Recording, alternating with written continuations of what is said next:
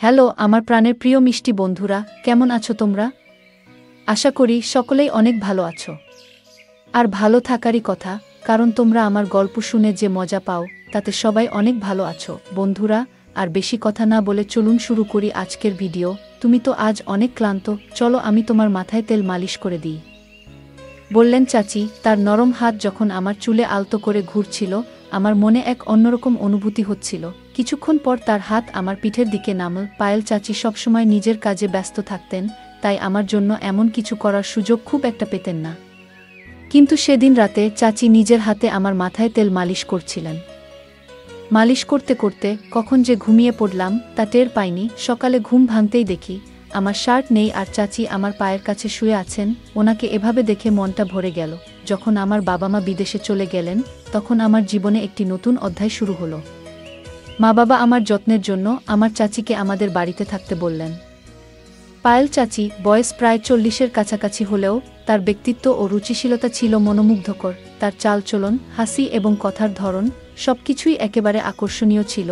আমি তার দিকে মুগ্ধ হয়ে তাকিয়ে থাকতাম। সত্যি বলতে চাচি ছিলেন সত্যিই আকর্ষণীয়। তার মুখে সবসময় এক ধরনের অদ্ভুত হাসি লেগে থাকত। আর চাচি যে আমার যত্ন নিতেন তা এক কথায় ছিল ভীষণ আলাদা। আমার প্রতি তার এমন একটি ভাবনা ছিল যেন আমি এখনও সেই ছোট্ট শিশু যে প্রতিটি প্রয়োজনের জন্য অন্যের উপর নির্ভরশীল। তিনি আমার খাবার দাবার থেকে শুরু করে পোশাক পরিচ্ছদ সবকিছুতেই নজর রাখতেন, যেন আমার প্রতিটি ছোট বড় দায়িত্ব তারই উপর। অনেক সময় তার এই অতিরিক্ত যত্ন আমার মনে প্রশ্ন জাগাত, কিন্তু সত্যি বলতে এর মধ্যে এক ধরনের স্বস্তি খুঁজে পেতাম। সকালে তিনি যখন আমাকে গোসল করার কথা বলতেন, তার কণ্ঠে এক আলাদা ভাব থাকত। বারবার তিনি নিজেই আমাকে গোসল করাতে চাইতেন, যেন বুঝতেই চাইতেন না যে আমি এখন বড় হয়ে গেছি। বন্ধুরা, আজকের গল্পটা অনেক বেশি স্পেশাল, তাই কেউ মিস করো না। আর গল্পগুলো ভালো লাগলে ভিডিওটি লাইক, শেয়ার এবং চ্যানেলটি সাবস্ক্রাইব করো প্লিজ। একদিন চাচি আমাকে বললেন, তুমি ছোটবেলায় কতবার আমার কাঁধে উঠে খেলতে গো। আমি একটু লজ্জা করে চাচিকে বললাম, চাচি আমাকে এভাবে লজ্জা দিও না আগে। কিন্তু তিনি থামলেন না এবং গোসলের সময় আমার দিকে তাকিয়ে রইলেন। বন্ধুরা, আমার নাম সৌরভ, আর এখন আমার বয়স 20 বছর। ছোটবেলা থেকে শুনে আসছি যে মায়ের পরেই চাচি, ঠিক মায়ের মতো। এই কথাগুলো বরাবরই আমার মনে একটা প্রশ্নের জন্ম দিত, সত্যিই কি চাচি এতটা গুরুত্বপূর্ণ? তবে কখনো ভাবিনি যে চাচি আর আমার মধ্যে এমন কিছু ঘটবে যা আমি কল্পনাও করিনি। যিনি ছোটবেলায় আমার এত যত্ন নিয়েছেন, তার দৃষ্টিভঙ্গি কখন যে এতটা বদলে যাবে বুঝতেই পারিনি। একবার আমার বাবা মা 2 মাসের জন্য বিদেশে গিয়েছিলেন। মা বাড়ির দেখাশোনার জন্য একজন সহকারী পাঠিয়েছিলেন। পরদিন সকালে যখন ঘুম থেকে উঠলাম, হঠাৎ দরজার ঘণ্টা বাজল। যেহেতু মা বাবা বিদেশে ছিলেন, তাই ভাবলাম হয়তো কেউ এসেছেন। দরজা খুলতেই সামনে দাঁড়িয়ে ছিলেন এক লম্বা, সুন্দরী এবং আত্মবিশ্বাসী মহিলা। তার চোখে ছিল এক ধরনের ঝলক আর মুখে ছিল মৃদু হাসি। তিনি হাসতে হাসতে বললেন, এই বাড়িতে একজন কাজের মহিলার দরকার ছিল, তাই না? আমি তাকে মনোযোগ দিয়ে দেখলাম এবং বললাম, হ্যাঁ, সম্ভবত আমার মা আপনাকে ডেকেছেন গো। তারপর তাকে বাড়ির ভেতরে নিয়ে এলাম। যখন তিনি ঘরে ঢুকলেন, আমি তাকে রান্নাঘর দেখালাম। তবে তিনি এমনই অভিজ্ঞ ছিলেন যে রান্নাঘরে কি কোথায় আছে তা সঙ্গে সঙ্গে বুঝে গেলেন, যেন আগে থেকেই এখানকার সবকিছু তার জানা। আমি ভাবলাম এটা খুবই ভালো হলো, মা নিশ্চিন্তে থাকতে পারবেন। তখনই মাকে ফোন করে জানালাম যে কাজে মহিলা এসে গেছেন। মা এটা শুনে অনেকটাই নিশ্চিন্ত হলেন। আমিও বুঝলাম এখন আর একা থাকার অনুভূতিটা থাকবে না। সারাদিনের কাজের পর সন্ধ্যায় কাজের মহিলাকে ছুটি দেওয়ার সময় এল। হঠাৎ করেই তিনি আমাকে বললেন, সৌরভ, সকাল থেকে তোমার সাথে আছি কিন্তু তুমি এখনও আমাকে চিনতে পারোনি গো। তার কথা শুনে আমি অবাক হয়ে গেলাম। বললাম, আমি জানি আপনি বাড়ির কাজের সহায়তা করতে এসেছেন, তবে আর কি পরিচয় আছে আপনার? তিনি হাসতে হাসতে বললেন, আমি এ বাড়িতে কাজের মহিলা হিসেবে এসেছি বটে, কিন্তু আগে আমাকে তুমি পায়েল চাচি বলে ডাকতে। আমার নাম পায়েল। তোমার ছোটবেলা থেকেই আমি তোমার দেখাশোনা করেছি গো। আমি বিস্মিত হয়ে বললাম, আমার জানা ছিল না যে পায়েল চাচি আমার জন্য এসেছেন গো।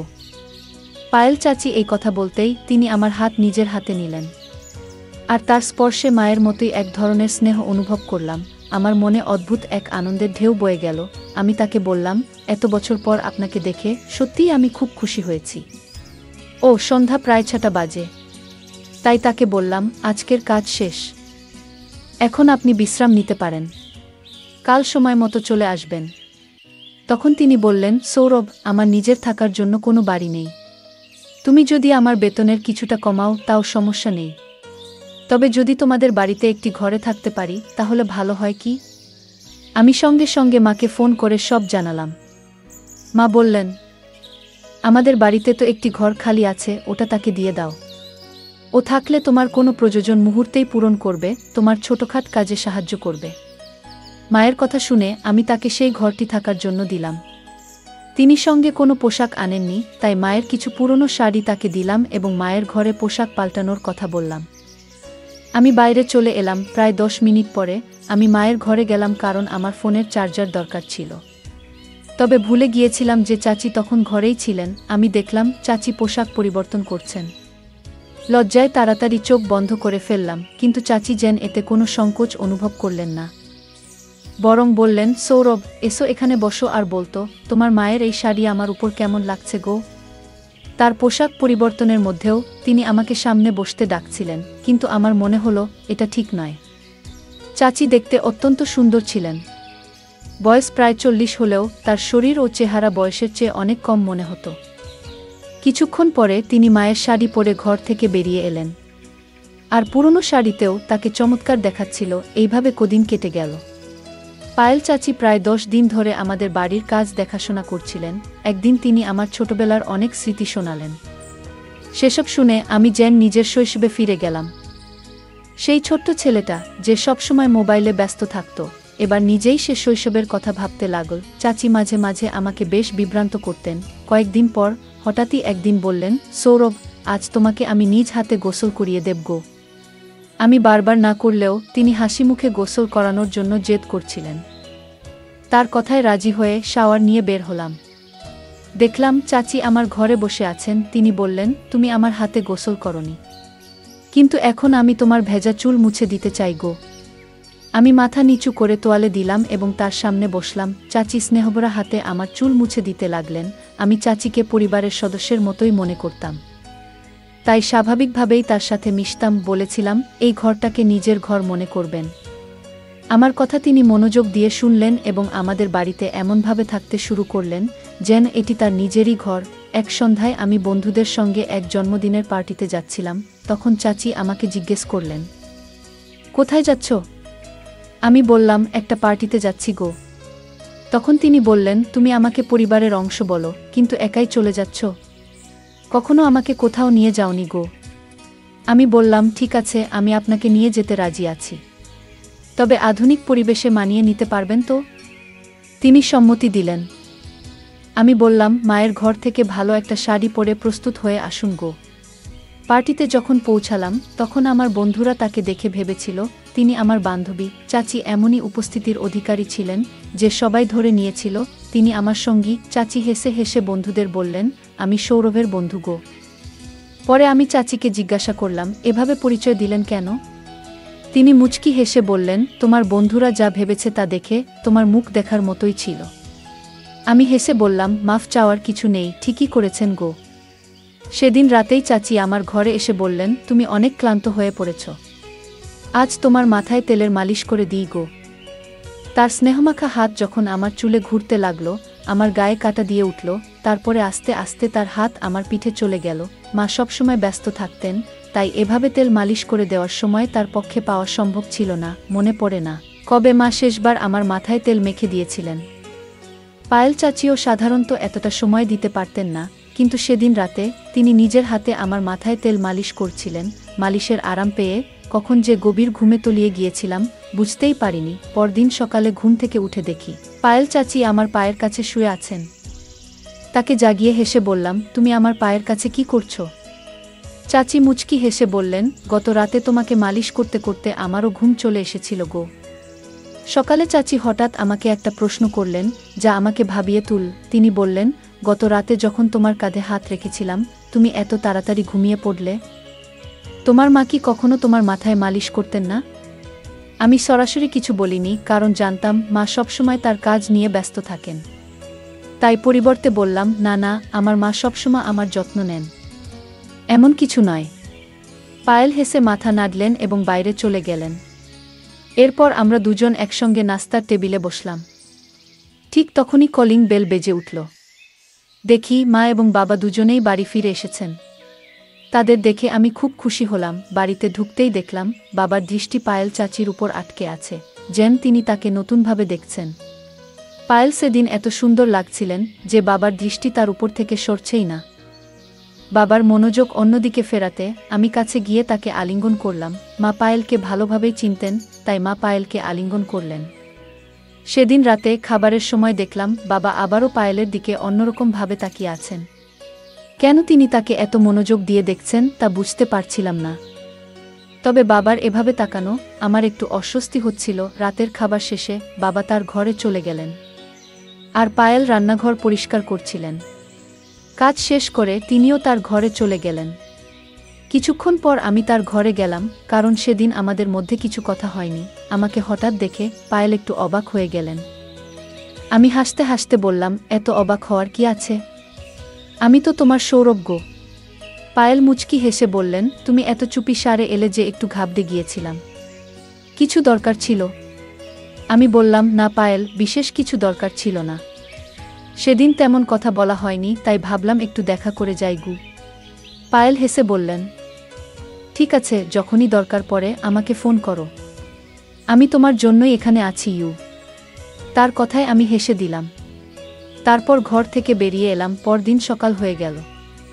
সকাল 10টা বাজলেও নাস্তা তৈরি ছিল না। সাধারণত পায়েল প্রতিদিন সকাল 8টায় আমার জন্য নাস্তা নিয়ে আসেন, কিন্তু আজ 9টা পেরিয়েও কিছু আনেননি। তখন আমি রান্নাঘরে গেলাম দেখতে কি হচ্ছে। সেখানে গিয়ে দেখলাম পায়েল মাথা নিচু করে চুপচাপ দাঁড়িয়ে আছেন, যেন গভীর চিন্তায় ডুবে আছেন। আমি অবাক হয়ে জিজ্ঞেস করলাম, কি হয়েছে পায়েল? ধীরে ধীরে বললেন, তোমার বাবা। ঠিক তখনই বাবা রান্নাঘরে ঢুকে পড়লেন। পায়েল তার মুখ আমার দিক থেকে সরিয়ে নিলেন। গতকাল থেকেই বাবা পায়েলের দিকে অন্যরকমভাবে তাকাচ্ছিলেন, যা আমার নজর এড়ায়নি। পায়েল কেবল আমার আত্মীয় নন, তিনি আমার খুব কাছের একজন বন্ধু হয়ে উঠেছেন, এবং আমি তার সাথে এমন আচরণ সহ্য করতে পারছি না। আমার মনে প্রশ্ন জাগছিল, একদিনের মধ্যে এমন কি ঘটেছে যে পায়েল এতটা অস্বস্তিতে পড়ে গেছেন? রাতে শুতে গেলাম, কিন্তু মনটা অস্থির ছিল। কিছুক্ষণ পর ভাবলাম পায়েলও ঘরে গিয়ে দেখে আসা উচিত। তার ঘরের দরজার কাছে পৌঁছেই দেখি বাবা ইতিমধ্যেই সেখানে আছেন এবং পায়েলের হাতে কিছু টাকা দিচ্ছেন। কেন হঠাৎ করে এত টাকা দিচ্ছেন সেটা বুঝতে পারলাম না। সামনের দৃশ্য দেখে আমার মনের মাঝে অস্বস্তি বাড়তে লাগল। পায়েল বাবাকে বলছিলেন, যতক্ষণ না আমি সৌরভের সাথে কথা বলবো আমি এই বাড়ি ছাড়ব না আগে। আমার মনে হলো হয়তো সে আমাকে ভালোবেসে ফেলেছে।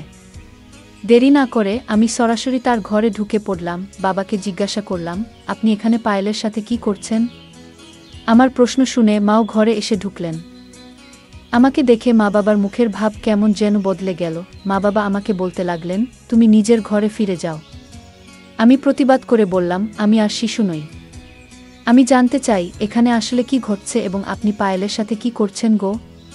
ঠিক তখনই পায়েল আমার কাছে এসে আমাকে জড়িয়ে ধরে কাঁদতে লাগলেন।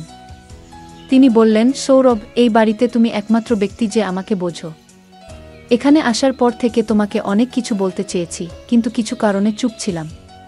পায়েলের কথায় আমি অবাক হলাম এবং তাকে সান্ত্বনা দিয়ে বললাম, যদি কোনো নিরীহ মানুষের সাথে অন্যায় হয়ে থাকে আমি তা সহ্য করব না আগে।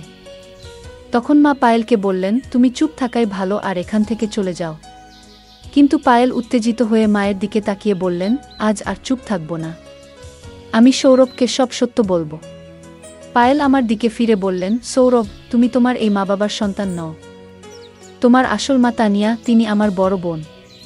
কয়েক বছর আগে তিনি এই বাড়িতে কাজ করতেন এবং দুজন যমজ সন্তানের জন্ম দিয়েছিলেন। তোমার বাবা তাদের একজনকে তোমার দত্তক হিসেবে নিয়েছেন, আর আমি এখন তোমার ভাইয়ের যত্ন করি।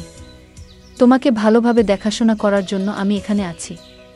এই কথা শুনে আমার মনে নতুন প্রশ্ন তৈরি হলো। আমি পায়েলকে দূরে সরিয়ে দিয়ে বললাম, আমি আপনার কথায় বিশ্বাস করি, আপনি আমার মায়ের মতোই।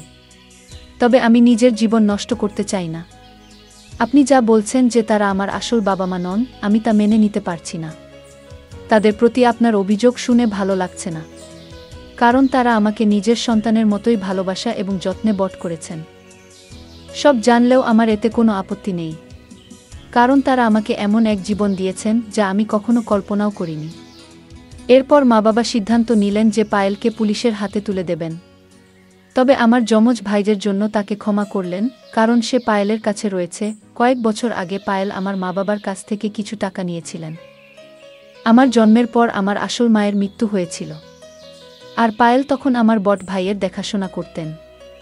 কিন্তু দুর্ভাগ্যবশত তিনি ভাইকে সঠিকভাবে বট করেননি। ভাই খারাপ পথে চলে গিয়েছিল এবং তার জীবন বিপদে পড়েছিল। সে চুরি করত, নানা ধরনের মজা করত, আর এখন আবার আমার মা বাবার কাছ থেকে টাকা আদায়ের চেষ্টা করছিল। কিছু গয়না সে চুরি করেছে, কিন্তু তাতেও সে সন্তুষ্ট ছিল না। পায়েল আমার মা বাবার কাছে 20 লাখ টাকার দাবি করেছিল, কিন্তু এবার মা বাবা তাকে স্পষ্টভাবে না করে দেন। তখন সে তাদের হুমকি দিতে শুরু করে। মা বাবা তাকে কিছু টাকা দিয়ে বাড়ি থেকে চলে যেতে বললেন। পায়েল আমাকে নিজের প্রতি বিশ্বাসী করাতে চেয়েছিলেন, আমাকে মায়ে ফাঁসাতে চেয়েছিলেন, কিন্তু তার আসল চেহারা প্রকাশ পাওয়ায় আমার মনের সমস্ত ভালোবাসা ফিকে হয়ে গেল।